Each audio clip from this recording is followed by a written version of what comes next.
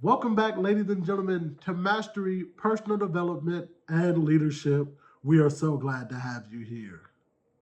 Continuing our coverage this evening with an exclusive story, we want to take you now live to our in-field reporter, Justin Brinson, who spent some time today sitting down and discussing the mastery journey timeline of a one Mr. Justin Brinson Full Sail student. Now, Justin, you got a chance to talk with him today, and he told you that there were many goals that he wanted to accomplish both before and after his expected graduation date, which is next year. That's right. And when I sat down with Justin, he wanted to make sure that I knew one thing for certain, that his mastery journey was not just about a degree, but about helping others. I mean, I've always loved using my skills with the camera to create stories. I guess this is just a more realized version of that. Justin Brinson has come a long way from being a young child with a camera. After graduating from college, he would become a news producer before stepping into a role at Central Georgia Technical College and now at an Air Force base, with the goal in mind that he would further his current path of digital marketing. I think the ability to take a camera and tell stories that connects people is something that is kind of lost in today's fast-paced social media world, but it's something that we need more of. And that's my goal, is to be able to be somebody that does. Justin spent time laying out his goals for the near and distant future, saying they're all attainable, just a little hard work. I have several goals. My long term one is to have my own marketing firm, one that works with local businesses, the mom and pop shops, as it is, and help them tell their stories and connect with the general local area. My goal that I have set for me by the time I graduate from Full Sail is to have a full comprehensive plan and packet for my business. And that includes an LLC that I will have filed and a network of connections that I can call on to help support the firm. But that really means that I need to be able to deepen my knowledge of business and how social media influences drive it, to learn the nuances of search optimization and website customization, expanding my connection network. So, people online and in the local area that can help me solidify the foundation of my firm. I want to be able to lay out a framework plan for the campaign that I'll be running through my business. I want to be able to build a strategy for connecting myself with local businesses, my way of being able to reach out and say, you're not alone. And lastly, I want to be able to file that LLC with my state.